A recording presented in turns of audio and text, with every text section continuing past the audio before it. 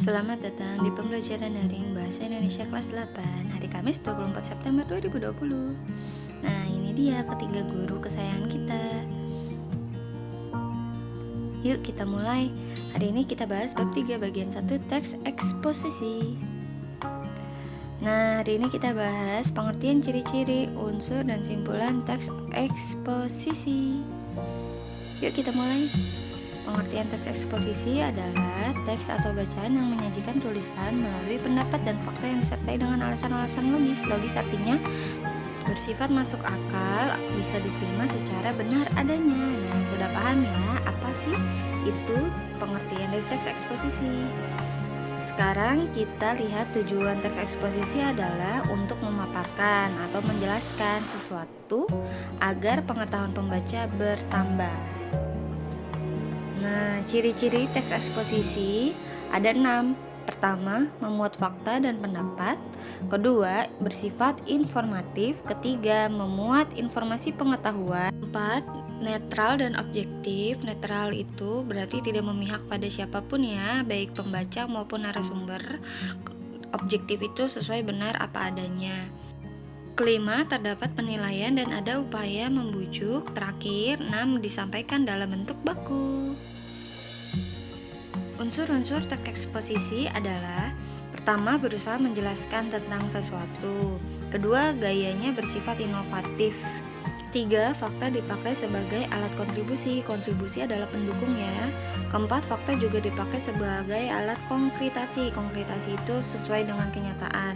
Terakhir, paragraf eksposisi umumnya menjawab tentang Askadimega. Apa, siapa, kapan, di mana, mengapa, dan bagaimana.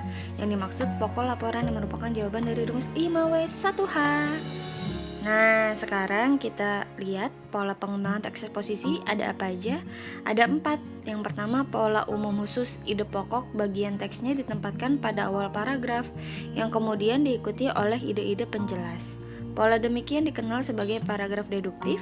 Ide-ide penjelasnya merupakan perincian dari ide umum yang dikemukakan sebelumnya.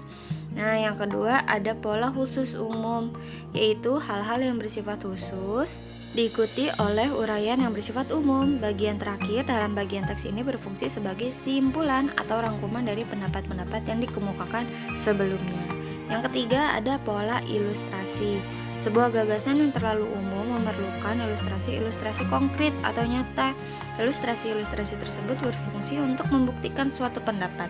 Dalam hal ini, pengalaman-pengalaman pribadi merupakan bahan ilustrasi yang paling efektif dalam meyakinkan kebenaran suatu gagasan. Nah, pola yang terakhir ada pola perbandingan.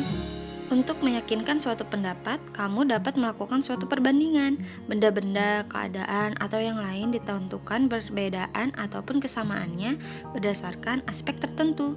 Dengan cara demikian, keyakinan pembaca atas gagasan yang kita sampaikan akan lebih kuat. Nah, semoga kalian memahami ya.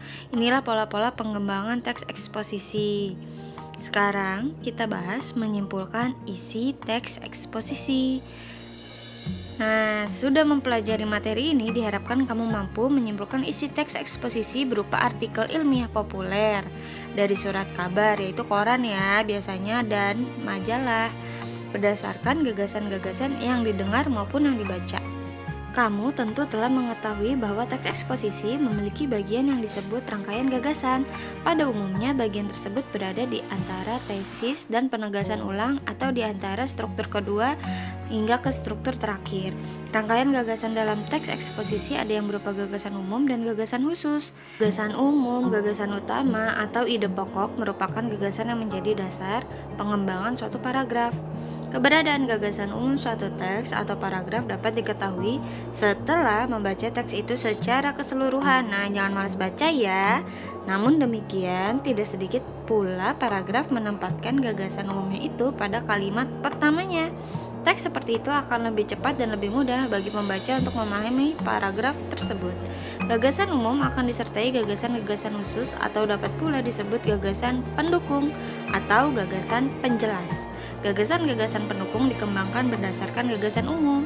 Gagasan umum dijabarkan oleh lebih dari satu gagasan khusus. Nah, sudah paham belum? Mudah-mudahan paham ya. Oke, tugasnya adalah membuat rangkuman atau resume teks eksposisi. Tugas 2, buatlah poster. Dan masyarakat bertema corona boleh secara digital maupun manual ya. Silahkan dikerjakan. Batas waktu pengumpulannya sampai hari Minggu tanggal 27 September 2020. Sampai jumpa lagi di materi struktur teks dan kaidah kebahasaan teks eksposisi. Aku cinta bahasa Indonesia.